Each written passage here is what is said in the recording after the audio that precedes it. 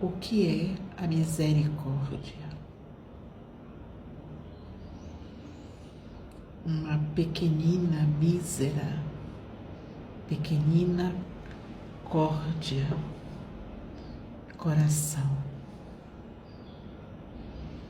A misericórdia é uma pequenina expressão do nosso coração. E é através dela, da misericórdia por nós mesmos e por aqueles que nos cercam, que vamos caminhando em direção ao amor divino. É como se fosse uma estrada. A misericórdia, a mísera, a pequenina córdia, nos levará a cada dia a conhecermos a bem-aventurança da compaixão e do amor divino. Poderíamos nos perguntar por que será que este é o caminho? Por que será que a misericórdia é um caminho que nos leva ao amor? Na engenharia celeste, se voltamos à Terra para cuidar de transformar equívocos em bênçãos, de transformar gestos, sentimentos e pensamentos que criamos na separatividade em relação ao que somos, precisaríamos ter a capacidade de, ao encontrar essas partes nossas nas pessoas mensageiras para a nossa jornada, podermos emitir para essas pessoas misericórdia. E sem saber, estarmos, na verdade, sendo misericordiosos conosco mesmos. No ato da misericórdia por alguém, frente a alguém que lhe escandaliza, que lhe choca, mesmo sem saber o que estamos fazendo, é sendo misericordiosos com uma parte nossa que ali está representada. A engenharia divina é tão permeada de amor que nos permite aprender a perdoar a nós mesmos, sendo misericordiosos com os outros. Porque, em verdade, todos aqueles que nos desagradam, que nos agravam, são apenas faces diferentes, nos trazendo de volta os comportamentos que colocamos na terra, separados da lei do amor. Quando ainda desdenhamos as pessoas que agem da forma que nos desagrada, estamos longe de caminhar nesta jornada que leva ao amor divino.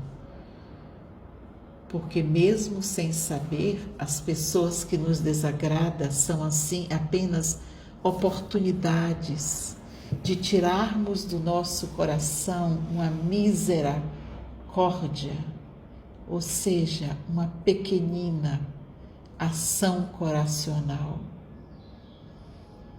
frente a alguém que podemos achar inadequado, equivocado, bobo. Nem suspeitamos que o amor divino é tão grande que nos permite nos separarmos das nossas inadequações, sendo compassivos com as inadequações que vêm ao nosso caminho. Então, a tarefa para aqueles que desejam crescer frente ao amor divino é estar atento a tudo que lhe desagrada, vendo em tudo que lhe desagrava um outro você, uma parte sua representada, como vocês falam na constelação. A dinâmica humana dos encontros é uma grande constelação. Só encontramos representantes de nós mesmos, seja no amor, seja na dor. Também se torna muito importante darmos uma atenção valorosa às coisas que, ao nos encontrarmos, aquecem nosso coração, acendem a conexão com a nossa centelha divina, porque ali também tem alguém representando algo que também é nosso. Na nossa imaturidade espiritual, o que fazemos? Excluímos os que nos desagradam e mistificamos aqueles que admiramos, ou destratamos aqueles que achamos valorosos. E ao agir dessa forma, perdemos a nossa encarnação, porque nem conseguimos olhar os representantes da nossa sombra com a misericórdia, nem conseguimos olhar naqueles que falam da nossa luz com reverência, como se estivéssemos diante da nossa própria luz divina. Foi assim que fizeram com o Mestre Jesus. Ele foi crucificado, enxotado, destratado, exatamente porque aquelas pessoas não tinham a menor possibilidade de imaginar que ali tinha alguém que dava notícias de um futuro longínquo de cada um daqueles seres ali presentes. Como eles não conseguiam se ver agindo assim, desenvolveram uma reatividade absurda e preferiram matar aquele que anunciava o futuro. Parece estranho, mas continuamos na Terra a fazer isto. O que acontece quando alguém, mesmo tendo reconhecido algo valioso em alguém, destrata esta pessoa? É o mesmo gesto. Estamos destratando alguém que foi trazido numa menor instância, evidentemente, para nos lembrar de quem podemos ser. E isso acontece com os nossos pais, nossos amigos.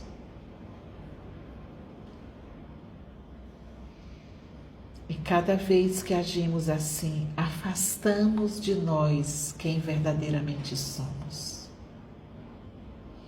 Cada vez que também destratamos ou julgamos alguém que nos traz notícia da nossa sombra, criamos entre nós e a nossa sombra um distanciamento tão ilusório, porque colocamos aquela sombra como se fosse externa a nós. O nosso ego não gosta de pensar assim, mas este é o pensamento que nos leva à evolução.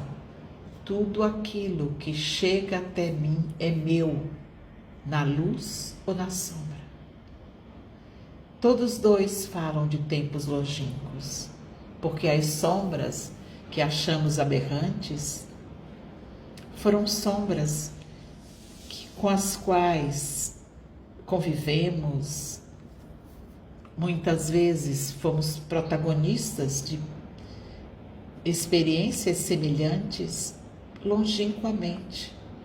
Como não nos recordamos e não nos permitimos recordar, precisamos jogar aquelas sombras nos ombros de outras pessoas. Mas se fazemos isso com a sombra, fazemos também com a luz. Não tomamos a nós a responsabilidade de dizer: essa dor é minha, essa luz é minha. Uma eu vou cuidar e curar, e a outra eu vou cultivar. Essa é a postura que leva um homem a se tornar misericordioso. Não é suficiente pedir ao Cristo e a Deus que nos ajude a fazer as coisas que estão na nossa esfera a fazer. Neste tempo da consciência, a tarefa é começar a fazer, reconhecer aquilo que é necessário de ser feito para avançarmos e adultamente assumir a responsabilidade de colocar na nossa vida as práticas, as escolhas que nos levarão a este lugar. O lugar de conhecer as possibilidades evolutivas sem criar as condições para que elas cheguem até nós é algo desumano. É desumano eu aumentar a minha consciência do que eu posso ser se eu não dou um passo para que aquilo se torne verdade. É melhor ser ignorante do que conhecer o que posso ser e começar a sofrer porque não consigo. Então peço a todos que venham algum dia a ouvir essas reflexões, que avaliem com profundidade o que estão fazendo com seu desenvolvimento espiritual. Ele não crescerá como crescem os cabelos e as unhas. Ele não brotará espontaneamente. Precisa nascer de uma escolha ígnea, de uma decisão de cultivar a presença do seu ser de luz aqui na Terra, escolher o momento em que fará isso, a prática que fará e fazer. Essa é a única forma de começar, escolher e exigir de si mesmo, do seu próprio ego, que ele lhe obedeça. Caso contrário, você tem uma escolha e o seu ego determina que você não a cultive. Então, você ainda terá culpas e sofrimentos por não estar cultivando. Parece uma coisa pequena, mas isso não é uma coisa pequena. Isto é uma condição para a evolução. A forma mais simples de começar a criar alguma conectividade mais estável são nos dois portais do acordar e do adormecer. Por que é mais fácil fazer isso, iniciar esse cultivo nesses momentos? Porque é um momento onde você se separa das obrigações do dia, deita numa posição horizontal, relaxa a musculatura, sai de um estado de ativação e de prontidão para fazer coisas externamente. Então, nesses momentos, se a alma quiser escolher, cada vez que eu me deitar para dormir, antes de dormir, eu vou parar 1 minuto, Comece com algo singelo e simples, mas potente, como por exemplo, eu não vou dormir sem olhar nos olhos do Cristo e pedir a Ele que me envolva no seu amor e que nesta noite que se inicia eu possa estar aprendendo, dando passos na minha jornada em direção ao Cristo. Uma oração desse tipo não gasta 2 minutos para fazer. Quanto mais a oração for imaginativa, visual, menos rogativa, menos palavras, mais eficaz ela é.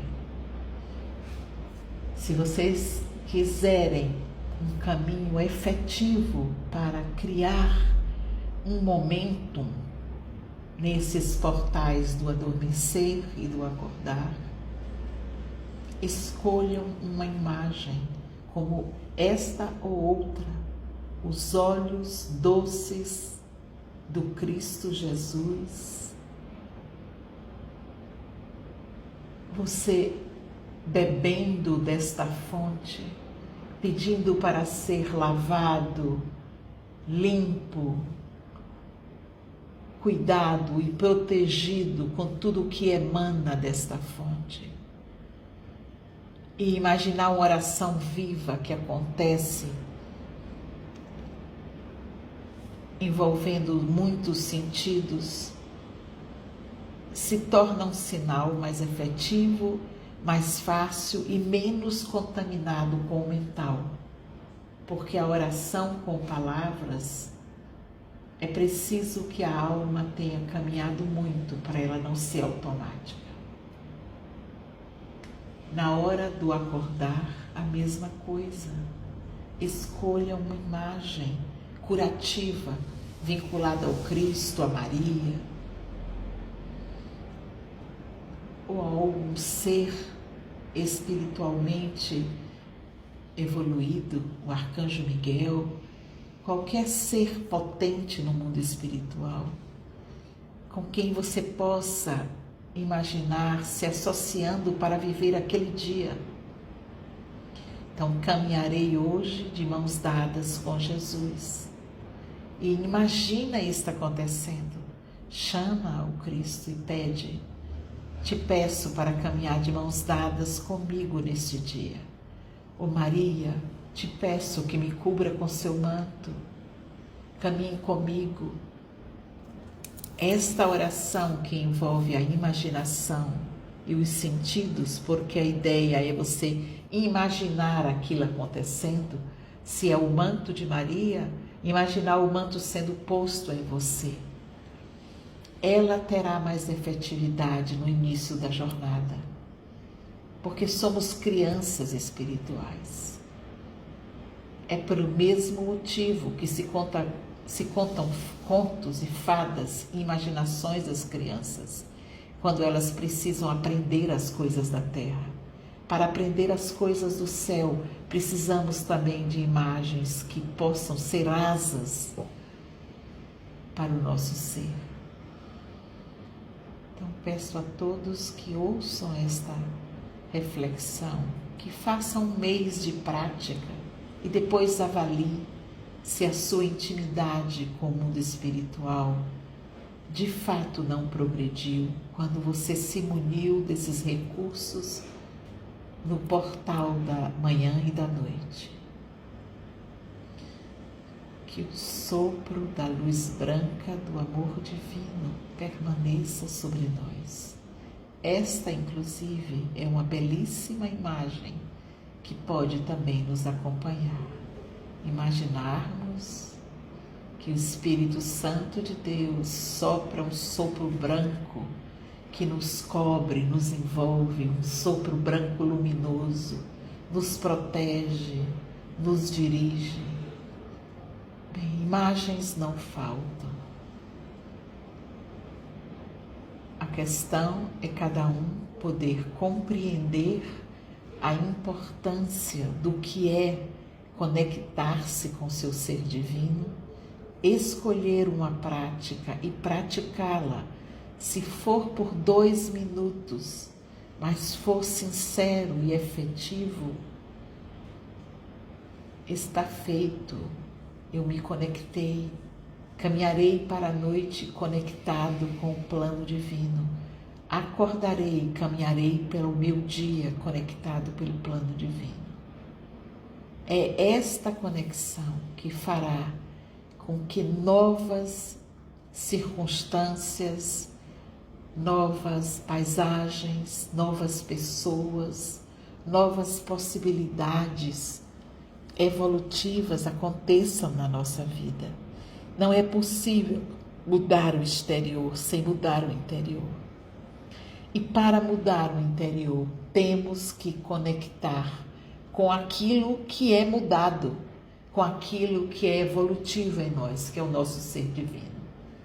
Sem esta conexão, nada de novo acontece embaixo do sol. Que o sopro da luz branca permaneça sobre nós agora e sempre, para sempre. Amém.